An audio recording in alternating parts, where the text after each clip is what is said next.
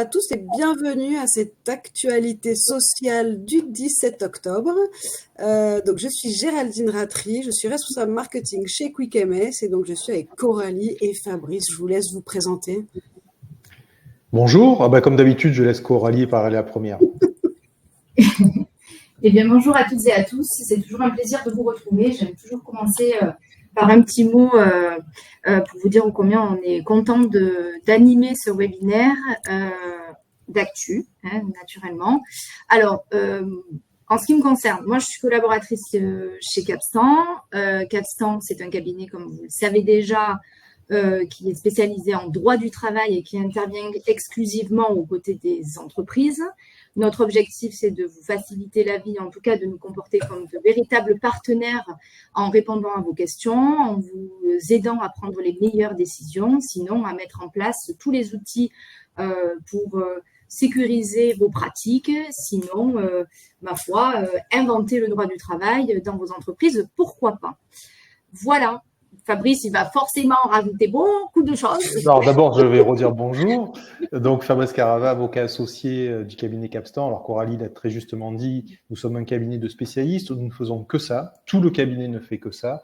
Et donc on a une vision à 360 degrés du droit du travail, ce qui nous permet d'être force de proposition et d'imaginer des solutions un petit peu innovantes, un petit peu différentes. Je pense par exemple à des solutions qu'on peut trouver par accord d'entreprise, mais pas que. Au-delà du conseil, nous vous défendons évidemment devant le conseil de prud'homme essentiellement. Nous réalisons aussi des audits d'acquisition, par exemple, ou simplement pour que vous ayez des informations précises vous permettant de piloter votre entreprise en la matière du droit du travail. Donc voilà, Capstan, c'est votre partenaire juridique au niveau de vos ressources humaines. Merci beaucoup Coralie, Fabrice. Alors juste, je fais ma petite promo aussi pour QuickMS, ça va pas durer longtemps. Donc QuickMS, on a 2 logiciels RH, un premier qui permet d'automatiser et digitaliser vos rapports légaux, comme la BDESE, le bilan social, etc. Et faire du pilotage RH avec par exemple des tableaux de bord sur l'absentéisme, les effectifs, la masse salariale, etc. Et on a un deuxième logiciel qui s'appelle Crew et qui permet de digitaliser et automatiser les entretiens, les campagnes d'entretien. On a aussi un module attaché à ce logiciel qui permet de piloter les enquêtes, les formations, les compétences, etc., etc. C'est parti juste. Donc, on a le chat, 2 petites règles. On a le chat ici, donc n'hésitez pas à passer nous faire coucou ou quoi. Si vous avez des questions, il y a un bouton questions en bas à droite de l'écran. Donc, n'hésitez pas à poser les questions. On essaye de les traiter au fur et à mesure. Et voilà. Et je pense qu'on est parti. Je vais partager mon écran. Vous me dites si vous voyez la présentation. On est bon. Allez, c'est parti. Allez. Et c'est moi qui commence. C'est moi qui commence en vous parlant de salariés protégés. Alors, quelques mots de contexte. Vous savez qu'un salarié protégé, donc je parle des élus au CSE, des délégués syndicaux, par exemple, il peut y en avoir d'autres, eh bien, ils ont un statut particulier dans le cadre duquel, pour faire un licenciement d'un tel salarié, par exemple, il faut qu'on aille demander l'autorisation à l'inspecteur du travail. Mais au-delà de ça, il y a aussi la possibilité pour un salarié protégé d'utiliser, si j'ose dire, son statut pour refuser des changements dans l'entreprise, puisque, à la différence d'un salarié lambda, on peut certes pas lui opposer de modification de son contrat de travail, comme à n'importe quel salarié, mais il peut s'opposer aussi, de par son statut, à de simples changements de ses conditions de travail. Donc, c'était pour rappeler le contexte. Dans cet arrêt du 11 septembre 2024, le sujet était celui donc d'un salarié protégé, en l'occurrence membre titulaire de la délégation unique du personnel. On était dans une affaire antérieure au CSE, donc membre de cette délégation unique du personnel, dans une entreprise qui intervient dans le secteur des travaux publics. Et ce salarié reçoit une lettre de son employeur l'envoyant en grand déplacement dans une autre agence de l'entreprise pour une durée de 6 semaines. Je vais y revenir, c'est quelque chose qui est assez commun et assez banal dans cette entreprise et d'ailleurs dans ce type d'activité. le salarié va faire une prise d'acte de la rupture de son contrat de travail au tort exclusif de la société. Donc, il considère que l'entreprise lui commet une faute à son égard à cause de cette demande de changement, ou en tout cas cette demande d'aller travailler en grand déplacement pendant 6 semaines dans une autre agence. Du coup, la question qui remonte devant les juges et qui remonte jusqu'à la Cour de cassation est de savoir si ce salarié protégé, grâce à son statut, pouvait finalement refuser, était bien fondé à refuser, ce que lui estimait être un changement des conditions de travail. C'est d'ailleurs toute la teneur de son argumentaire que de dire « je suis un salarié protégé ». Pour un salarié protégé, on ne peut pas imposer de modification du contrat de travail, on ne peut pas non plus imposer un simple changement de ses conditions de travail. Il s'agit ici d'un changement des conditions de travail, je suis en droit de le refuser, donc ma prise d'acte de la rupture du contrat de travail est bien fondée, évidemment avec toutes les conséquences indemnitaires qui peuvent être attachées à une rupture au tort de l'employeur, en particulier pour un salarié protégé, qui peuvent donc chiffrer assez vite. La Cour de cassation fait une analyse en plusieurs temps. Elle fait une analyse en plusieurs temps. Elle commence par relever qu'au terme du contrat de travail, ce salarié, comme probablement tous les salariés ayant le même poste dans l'entreprise, avait accepté la possibilité d'être muté dans l'un des établissements de la société, et il acceptait dans ce contrat de travail de partir en déplacement en contrepartie d'une indemnité de grand déplacement journalière. Donc une acceptation dans le contrat de travail. Et cette possibilité de le faire travailler ailleurs dans le contrat de travail. Il n'expliquait pas, note la Cour de cassation, en quoi il aurait été empêché de faire ce déplacement. Il ne pouvait pas se prévaloir d'un départ précipité, puisque l'information de l'employeur avait été largement antérieure aux dates du déplacement. La Cour de cassation note aussi que l'arrêt d'appel avait relevé qu'il n'était pas le seul. Autrement dit, il n'y avait pas d'entrave à son mandat. Ce n'était pas lui qui était visé du fait de son mandat. C'était une mesure, somme toute, banale dans l'entreprise pour l'organisation de son travail.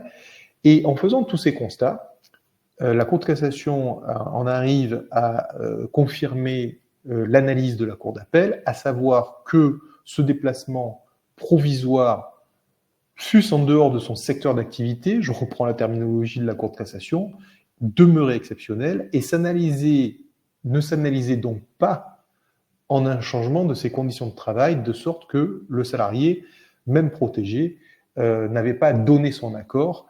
Donc l'accord du salarié en qualité de salarié protégé n'était pas nécessaire, nous dit la Cour de cassation. Alors, plusieurs éléments qui me paraissent intéressants dans cet arrêt.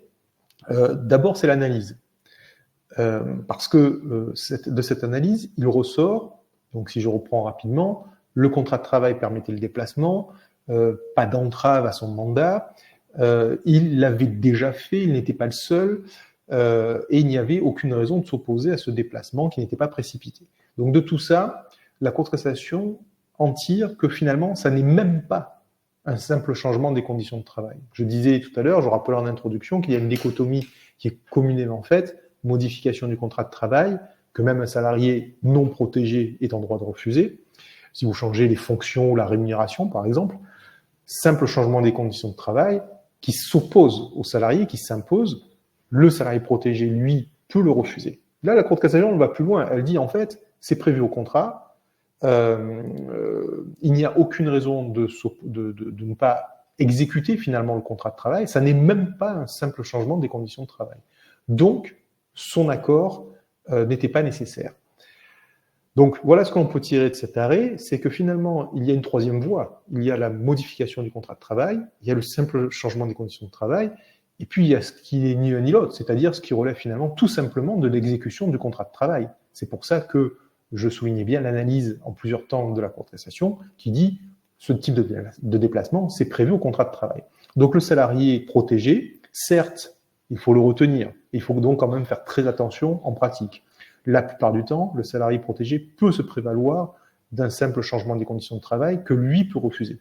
Dans ce cas-là, la Cour nous dit que ça n'est même pas un changement des conditions de travail. Donc, retenez cet arrêt. On peut retenir qu'il faut faire attention avec un salarié protégé parce qu'il peut en général refuser, parce qu'en général, la modification voulue par l'employeur, l'évolution voulue par l'employeur est à minima un changement des conditions de travail et ne passez pas à côté du fait qu'un salarié protégé, à l'inverse des autres salariés, peut le refuser. Mais il y a des cas, c'est l'enseignement à mon avis de cet arrêt, qui ne sont même pas des conditions de travail, c'est juste l'exécution du contrat. Et là, même un salarié protégé ne peut pas dire on doit obtenir mon accord. Il doit évidemment, comme tout salarié, sauf à être fautif, exécuter son contrat de travail. Voilà pour cet arrêt du 11 septembre 2024. Est-ce qu'il y a des questions? Alors, on a une remarque qui dit c'est quand même spécifique au BTP. Non. Cet arrêt, l'exemple de cet arrêt porte sur le secteur du BTP et on parle de déplacement. Mais en fait, c'est pas ça le sujet de l'arrêt. Le sujet de l'arrêt, c'est de souligner ce que je viens d'indiquer à la fin, à savoir qu'on peut garder en mémoire que même un salarié protégé ne peut pas s'opposer à la simple exécution de son contrat de travail. Là, en l'occurrence, il s'agit des déplacements, ça pourrait être autre chose. Donc, attention, un salarié protégé peut s'opposer à beaucoup de choses et c'est à manœuvrer donc avec précaution. Et il faut s'assurer que l'employeur peut imposer ce qu'il souhaite imposer. Mais en même temps, on peut retenir que certaines choses s'opposent au salarié protégé lorsqu'on lui demande simplement d'exécuter son contrat de travail. Le fait que ce soit ici dans le BTP et qu'on parle d'un déplacement, de mon point de vue, c'est juste un exemple. Mais c'est un raisonnement qui pourrait être retenu pour d'autres activités. Merci beaucoup. On n'a pas d'autres questions. Du coup, Coralie, tu prends la main? Allez, je prends la relève. Sujet qui concerne, petit focus sur l'accident du travail. En particulier, ici, on va mettre la lumière sur les situations, autrement dit, quand l'employeur n'est pas responsable de l'accident survenu sur le lieu de travail ou à l'occasion d'un trajet. Comment faire? Quels sont les bons réflexes à avoir? Quelle démarche l'employeur doit-il entreprendre? Alors, lorsque le salarié d'une entreprise est victime d'un accident du travail ou de trajet qui, vous l'avez compris, est causé par une personne étrangère à l'entreprise, ça vise une pluralité de situations. En premier lieu, il faut balayer qui peut être cette personne, ce tiers responsable. Ça peut très bien être un fournisseur, un client, un livreur et exceptionnellement un collègue lorsqu'il commet un acte avec l'intention, donc avec une intention fautive. Les situations sont variées. L'accident peut survenir à l'occasion d'un accident de la circulation, lors d'un déplacement professionnel, un trajet domicile-lieu de travail, que le salarié soit piéton, cycliste, passager ou encore conducteur d'un véhicule. Ça peut également être à l'occasion d'un accident de chantier. Là, vous l'avez encore compris, à l'occasion d'un chantier, c'est un responsable qui provoquerait l'accident à l'égard de votre salarié victime. En termes de démarche, il y a deux cas de figure à distinguer et le point d'accroche, c'est de se demander si l'employeur a connaissance ou pas de l'existence du tiers responsable. Autrement dit, est-ce que l'on sait qui est ce responsable, à quel moment on doit le déclarer ou pas? Alors, lorsque on connaît l'existence du tiers responsable, le formalisme est assez simple puisque c'est à l'occasion de la déclaration d'accident du travail que vous allez compléter le paragraphe prévu à cet effet. Alors, de mémoire, sur le formulaire CERFA, c'est un encadré qui se situe en bas de page avec l'intitulé « Le tiers ». Vous devez identifier du coup la personne responsable, le nom de la société d'assurance et y joindre tant que possible le constat amiable ou le procès-verbal de police ou de gendarmerie lorsqu'il a été établi en temps utile. Lorsque par contre nous ne connaissons pas l'existence du tiers responsable, en pratique, nous on conseille systématiquement les entreprises de quand même identifier le tiers responsable, simplement en cochant la case sur ce formulaire CERFA, quitte à ce que plus tard, vous puissiez compléter, transmettre tous les documents utiles et surtout l'identité de la société d'assurance. Pourquoi on fait toujours le lien avec l'assurance maladie? Finalement, il existe un recours contre le tiers que l'assurance maladie va pouvoir mettre en œuvre pour récupérer auprès du tiers responsable ou de son assureur au moins tout ou partie du montant des prestations que la sécurité sociale aura versées aux salariés au titre de cet accident. Donc, dans ce cas de figure, quand vous ne connaissez pas l'existence, l'identité du tiers responsable au moment où vous faites votre déclaration d'accident du travail, pas de panique, puisque la loi ne vous impose aucun délai butoir pour pouvoir renseigner utilement la sécurité sociale. Vous pouvez le faire à tout moment. Simplement, pensez toujours à cocher cette petite case qu'il y a bien un tiers qui est responsable de cet accident. Par la suite, forcément, ces démarches sont essentielles pour vous parce que par la suite, l'objectif, c'est d'obtenir le remboursement des cotisations sociales indues. Et je vous invite à faire la démarche sans trop attendre quand vous recevez le courrier, que ce soit de la CARSAT, de la CRAMIF, de la CGSS, qui vous notifie les nouveaux taux de cotisation AT-MP. Ça vous permettra, à partir de ce courrier, de prendre attache avec l'URSSAF en lui formulant une demande d'avis de crédit pour régulariser la situation. Et en dernière étape, vous pourrez par la suite, après avoir accompli cette demande auprès de l'URSSAF, porter le montant de ce crédit qui sera déduit sur cotisation. Et je ne suis plus connectée et ma connexion se rétablit. C'est bon, c'est bon. On est toujours là.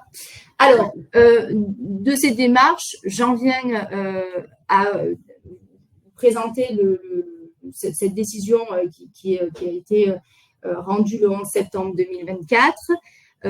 C'est pas la première fois que la Cour de cassation se prononce sur ce sujet, mais elle le rappelle de manière assez explicite sur savoir finalement en période de suspension du contrat de travail, une suspension qui est consécutive à un accident du travail, est-ce qu'il est possible de licencier en cas de cessation d'activité? De quelle manière on vient caractériser cette cessation d'activité pour ne pas risquer par la suite, en cas de contestation judiciaire par le salarié, pour ne pas risquer de voir le jugement requalifié en licenciement nul.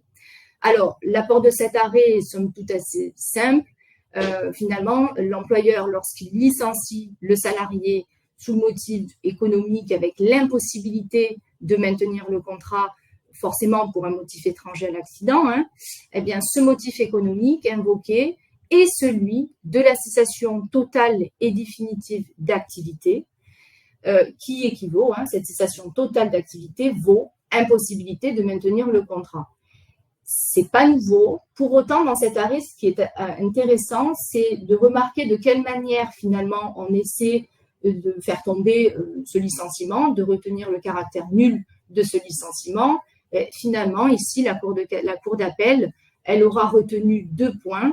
Le premier, c'est que finalement, elle dira qu'à la date d'expiration du délai qui a été laissé au salarié pour accepter le fameux CSP, finalement, son contrat de travail était suspendu à la suite de l'accident du travail. C'est le premier point. Et le deuxième, elle dit finalement, l'employeur n'apporte aucune pièce qui permet de justifier, de démontrer de manière objective et tangible cette impossibilité de maintenir le contrat. Alors que dans cette situation, les choses sont bien plus simples.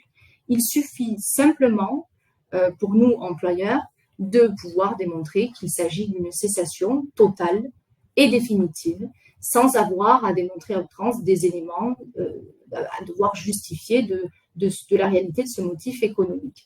Donc, c'est finalement ce que l'on peut retenir de cet arrêt, pas nouveau, mais qui rappelle ces principes de base et qui penche en la faveur de l'employeur. Dans ce cas de figure, nous n'avons pas à justifier, à prouver par des éléments la cessation d'activité à partir du moment où elle est totale et définitive. Voilà pour ce premier point.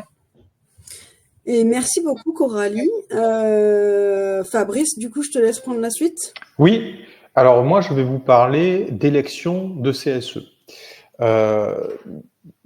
Cet arrêt, encore une fois, du 11 septembre 2024, est l'occasion de rappeler des règles qui sont dans le Code du travail depuis qu'on a le CSE, qui concernent l'égalité homme-femme, avec 2 règles qui sont dans le Code du travail. La première, c'est celle de la proportion, c'est-à-dire qu'une liste présentée par une organisation syndicale doit contenir la même proportion de femmes et la même proportion d'hommes qu'il y a sur les listes électorales, qu'il y a de salariés participant à l'élection. Et deuxième règle, c'est celle de l'alternance, c'est-à-dire que il doit y avoir l'alternance des sexes sur la liste présentée par une organisation syndicale. Donc ça, c'est pour poser le contexte. Et de quoi on parle?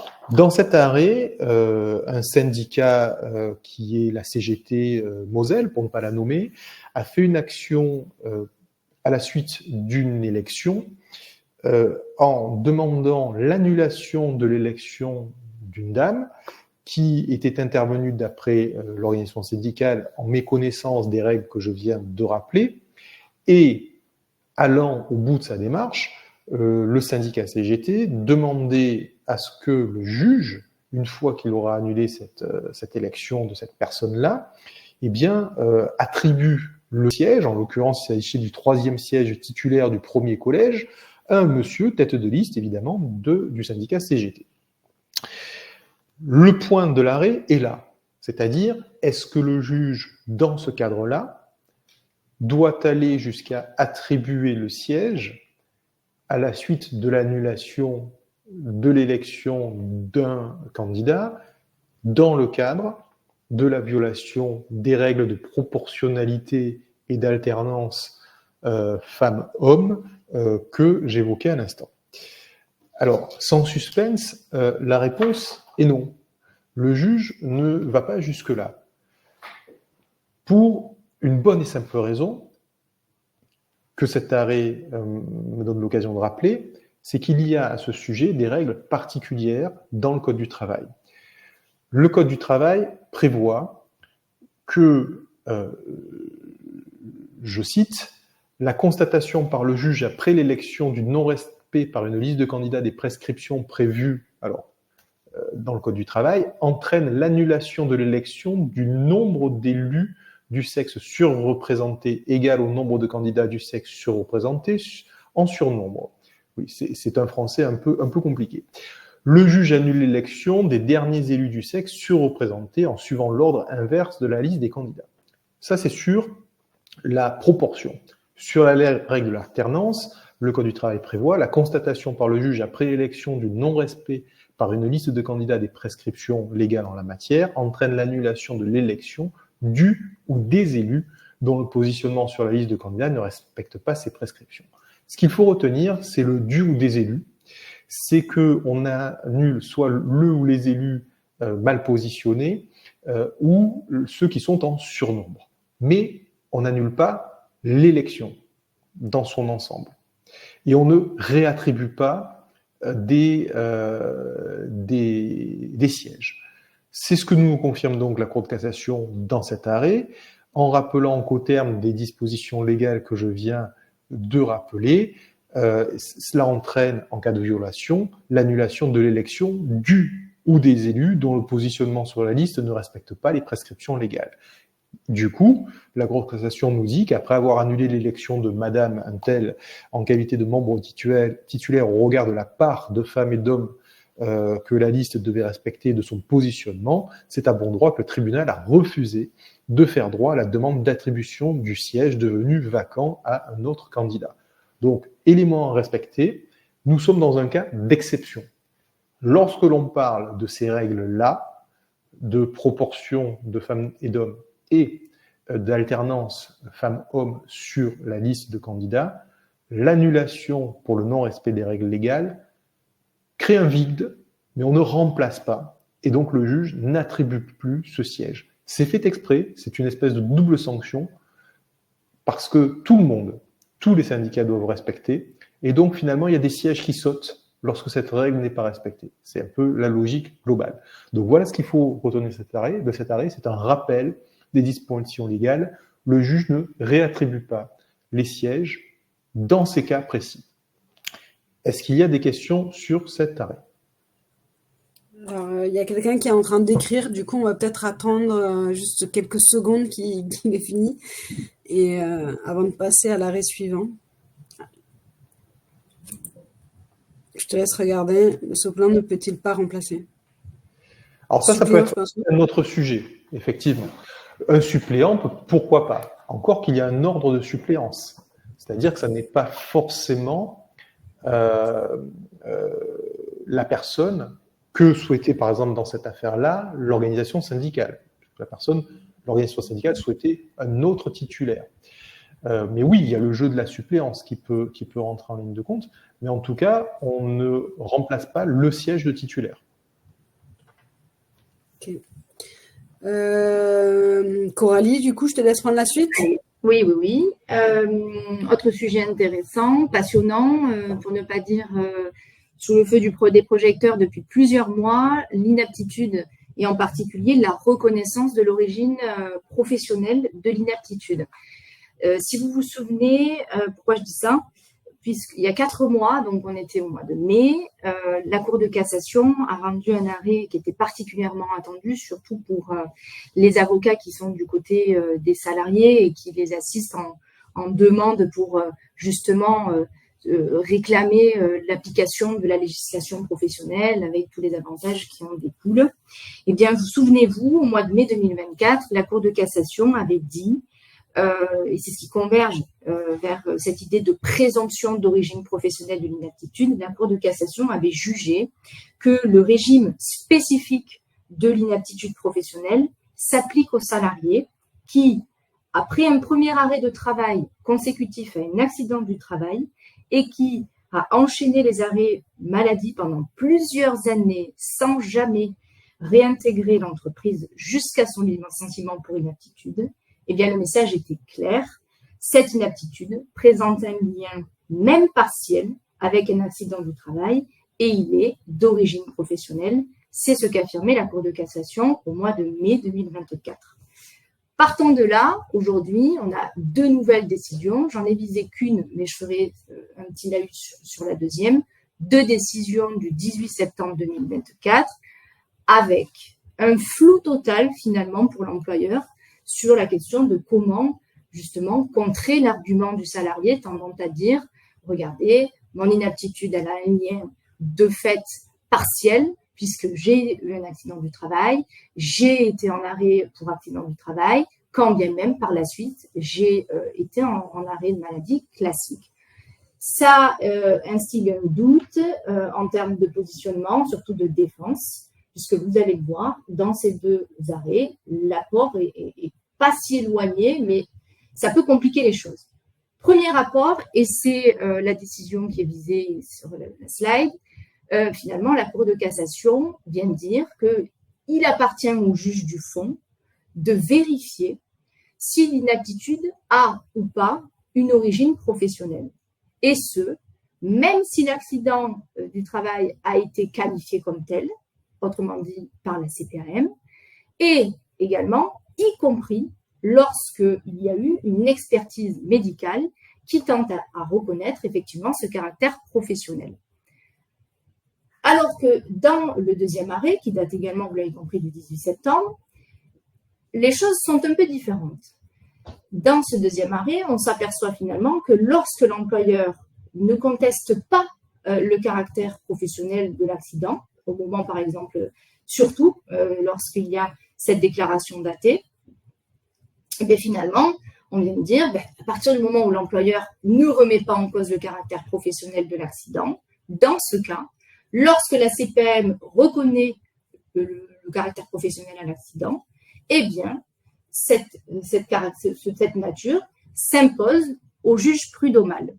Autrement dit, la décision de reconnaissance datée par la caisse primaire d'assurance maladie s'impose au juge prud'homal lorsque l'employeur ne l'a pas remise en cause. Donc, on se retrouve finalement dans des cas où soit on conteste et ouf, on est soulagé, on va pouvoir se défendre en justice, soit on ne l'aura pas contesté et les choses sont quelque part jouées d'avance et on retombe sur cette fameuse décision du mois de mai 2024 où finalement les choses sont jouées d'avance pour le salarié et le régime protecteur avec tous les doublements des indemnités s'appliquera pour le salarié. Alors, si je rentre un tout petit peu dans le détail de cette jurisprudence, donc la première, vous l'avez compris, celle de dire finalement, quand bien même l'accident du travail est reconnu professionnel et qu'il y a une expertise médicale en la faveur du salarié, il appartient tout de même au juge du fond de s'assurer, de mener cette enquête à travers les pièces qui lui sont produites au débat, de s'assurer, de dire finalement oui ou non l'inaptitude a une origine professionnelle.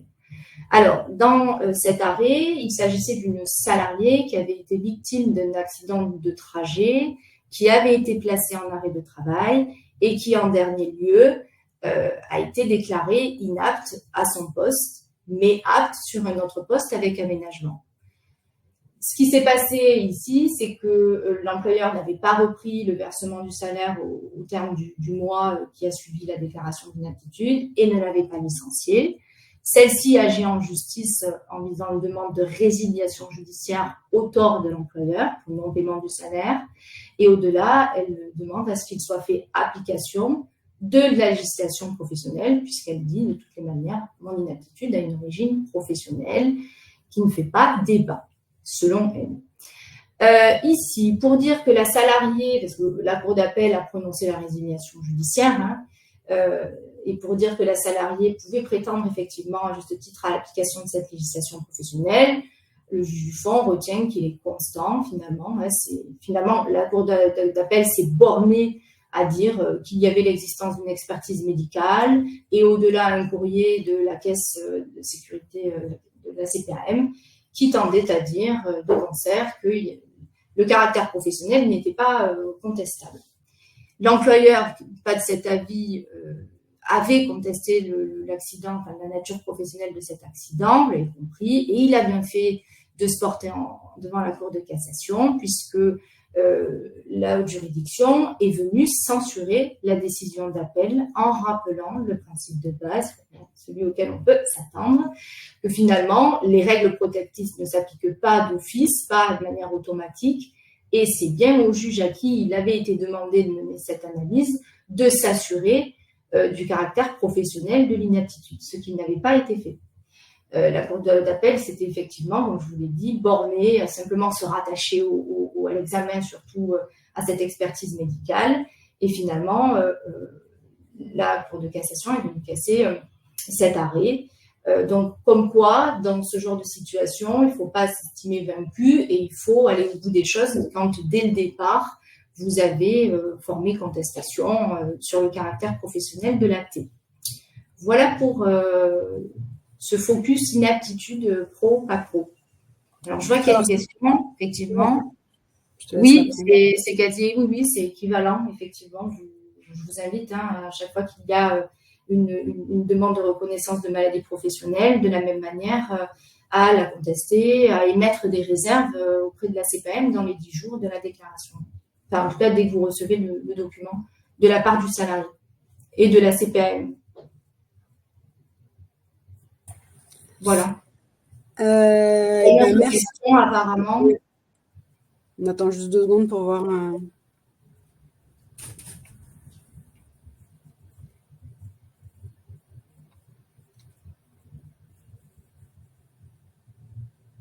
Je te laisse moi. S'il s'agit d'un accident de trajet, la législation spécifique des accidents du travail s'applique-t-elle?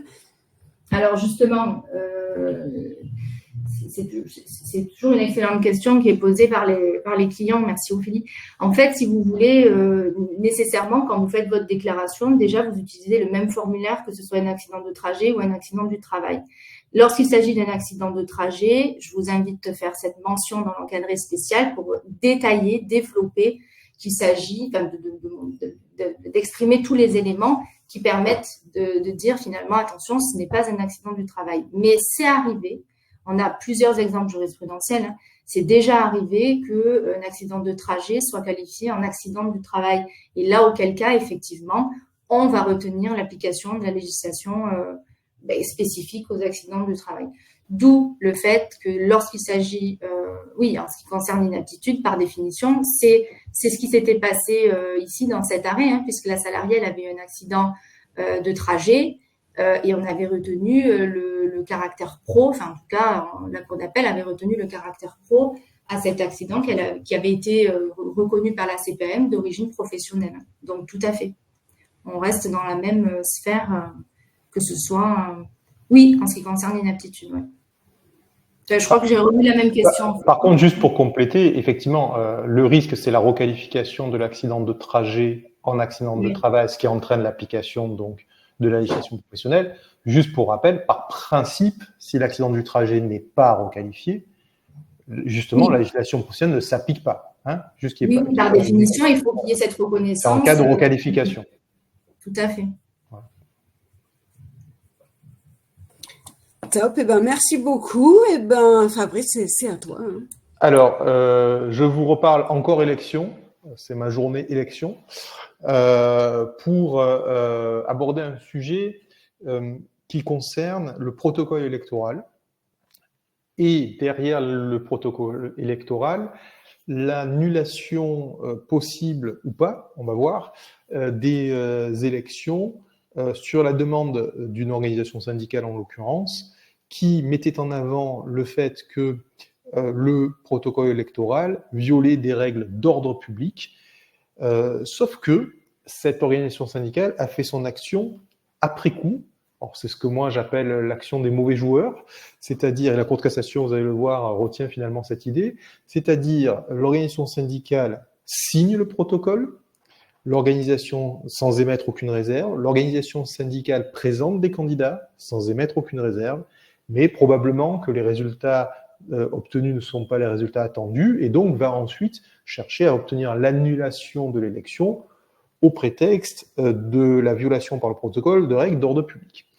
La Cour de cassation, dans cet arrêt, rappelle comment on signe un protocole et quelle est la majorité à recueillir pour que ce protocole électoral soit valable. Je rappelle qu'il y a une double majorité. La loi prévoit qu'il doit y avoir la majorité des organisations syndicales ayant participé à la négociation. Donc vous avez 3 syndicats qui viennent, il vous en faut au moins 2 pour signer le protocole, dont les organisations syndicales représentatives ayant recueilli la majorité des suffrages exprimés lors des dernières élections, ou si cela n'est pas disponible parce qu'il n'y a pas eu d'élection précédente, par exemple, la majorité des organisations représentatives dans l'entreprise. Donc double majorité, les organisations qui viennent à la négociation, dont, deuxième majorité, la majorité des organisations représentatives. Dès lors que ce protocole est signé, c'est ce que nous rappelle finalement la Cour de cassation, dans ces conditions, il est valable. Est-ce que donc un syndicat peut venir après coup se prévaloir du fait que ce protocole, même signé valablement avec ces conditions de majorité, violerait des règles d'ordre public pour obtenir l'annulation des élections? La Cour de cassation répond par la négative. Non. Et c'est un peu l'idée du mauvais joueur dont je vous parle. On ne peut pas accepter les règles, participer à la compétition et finalement, après coup, fût-ce pour la violation de règles d'ordre public, venir demander l'annulation de ce à quoi on a participé sans réserve. Et c'est exactement ce que dit la Cour de cassation, rappelant donc les règles de validité du protocole et disant, il en résulte que lorsque le protocole électoral répond à ces conditions, donc ces conditions de validité, il ne peut être contesté devant le juge judiciaire qu'en ce qu'il contiendrait des stipulations contraires à l'ordre public, mais avant l'élection, un syndicat qui soit a signé le protocole sans réserve, soit a présenté des candidats sans réserve, ne saurait, après proclamation des résultats, contester la validité du protocole électoral et demander l'annulation des élections, même donc pour la violation de règles d'ordre public. Donc, élément intéressant à retenir, ça signifie finalement que la violation par le protocole de règles d'ordre public, même d'ordre public, ne permet pas, après coup, après la proclamation des résultats, de venir demander l'annulation des élections. C'est quand même un point de sécurisation juridique. Je caricature en disant c'est la jurisprudence du mauvais perdant, mais c'est un peu ça l'idée quand même. On ne peut pas signer un protocole valable, hein, c'est ça la condition, donc qui remplisse les conditions légales, participer, présenter des candidats. Donc une organisation syndicale ne peut pas faire ça, et en même temps essayer de faire annuler lorsqu'elle est mécontente du résultat. Donc on ne peut pas participer et demander l'annulation après. C'est un élément intéressant en pratique qui pourra permettre, dans certains cas, d'écarter les demandes d'organisations syndicales qui viendraient, après la proclamation des résultats, essayer sur ce fondement-là de faire annuler les élections. Est-ce qu'il y a des questions sur cet arrêt? Non, il n'y a pas de questions. Je pense qu'on peut passer au dernier, Coralie. Allez, au dernier sujet. Bon, tout est dans le titre. Hein. Je pourrais vous dire, voilà, tout est dans le titre. Donc, les garanties d'évolution de la rémunération pour une personne, une salariée qui a été en congé maternité, eh bien, il ne peut pas réclamer une augmentation de salaire dont les autres salariés de l'entreprise ont pu bénéficier pendant cette période de congé. Elle ne peut en bénéficier qu'après coup, une fois qu'elle a repris l'exercice de ses fonctions. Mais comme je suis bavarde, je ne vais pas m'en tenir au titre.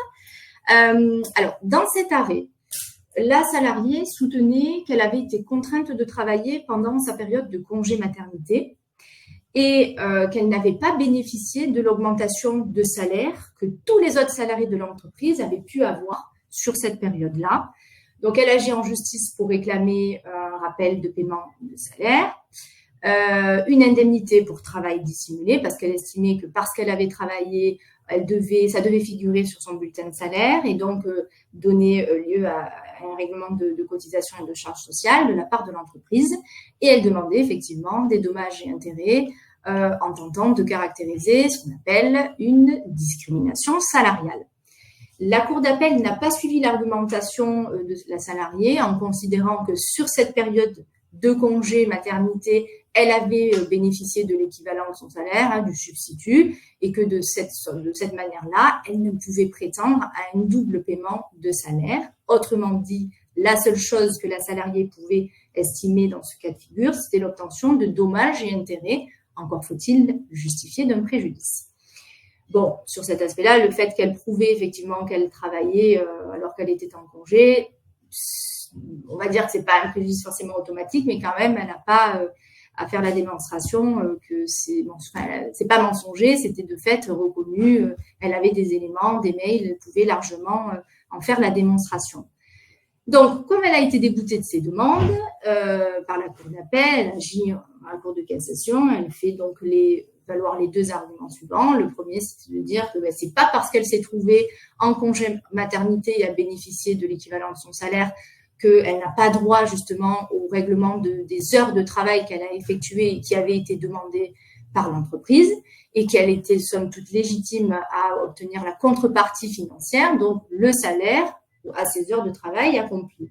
Le deuxième point qu'elle a invoqué, c'était de dire finalement, regardez, mon employeur s'est abstenu intentionnellement de mentionner sur les bulletins de salaire l'accomplissement de ses heures et donc finalement, effectivement, il ne s'est pas acquitté de ses cotisations et des cotisations des contributions sociales auprès de l'URSSAF. La Cour de cassation n'a pas été de cet avis. Donc, le premier point, en ce qui concerne le rappel de paiement de salaire, elle dit finalement que la Cour d'appel a jugé en droit et en fait, elle ne pouvait réclamer de paiement, un rappel de salaire, mais uniquement des dommages et intérêts en réparation du préjudice, dans la mesure où, dans ce cas de figure, effectivement, l'entreprise engageait sa responsabilité pour l'avoir fait travailler alors qu'elle était en congé maternité. Le deuxième point, cette fois, porte sur la discrimination salariale. Vous savez, j'en profite, la charge de la preuve est toujours partagée lorsqu'il s'agit d'une discrimination. Et là encore, finalement, elle s'est vue déboutée parce que finalement, elle disait tous les autres salariés ont bénéficié d'une augmentation pendant ma période de congé maternité. J'y ai droit également. C'est pas parce que je ne travaille pas effectivement sur cette période que je ne peux pas bénéficier de cette évolution de salaire. Eh bien, la Cour de cassation rappelle très justement que, sauf accord collectif plus favorable qui existerait dans l'entreprise, ici, il n'y en avait pas, les augmentations telles que celles-ci ne sont dues que pour la période postérieure, donc à la fin du congé maternité, autrement dit, lorsqu'elle reprendra l'exercice de ses fonctions. Donc, elle n'a pas non plus obtenu gain de cause sur cet aspect-là, puisque la Cour de casse rappelle que l'employeur n'est tenu, sauf accord collectif plus favorable, l'employeur n'est tenu de verser cette augmentation de salaire qu'à l'issue du congé maternité et pour la période postérieure à celui-ci. Voilà pour l'apport de cet arrêt. Pas très, très compliqué, mais intéressant de le rappeler. Eh ben, merci beaucoup Coralie. On arrive, il est 12h15. Je crois que c'est la première fois qu'on arrive à tenir pile poil le temps. Eh ben, merci beaucoup. Et puis on se donne rendez-vous dans un mois pour le prochain webinaire. Je vois que Fabrice a envoyé, si vous souhaitez. Oui, je vais deux mots effectivement. Chez Capstan, nous avons une véritable méthode Abonnez-vous qui est le suivi, et ça nous permet d'éviter les problèmes en amont, de vous conseiller en amont. Vous pouvez, en suivant ce lien, aller évaluer le coût mensuel d'un abonnement au cabinet ou demander à ce qu'on vous contacte si vous voulez en reparler et affiner, parce que c'est une première évaluation, effectivement, on peut s'en reparler. Donc, n'hésitez pas à aller tester ça, à nous contacter. Il n'y a qu'à appuyer sur un bouton, vous verrez dans l'application, si vous souhaitez qu'on s'en parle plus précisément et qu'on affine pour votre entreprise quel serait le budget d'un abonnement au cabinet pour vous assister au quotidien dans la gestion juridique de vos ressources humaines. J'ai terminé. Génial, c'est bon. Merci à C'était les deux mots de Fabrice. C'était les deux mots de Fabrice, c'était 2 mots puissance 12. C'est pas le nombre qui est important, c'est l'efficacité. Non, c'est vrai. Moi, j'ai mis juste le lien pour le prochain webinaire Actualité sociale qui aura lieu le 12 décembre. On a hâte de vous retrouver. On vous souhaite un bon appétit et puis à la prochaine. À bientôt. Merci à tous, au revoir.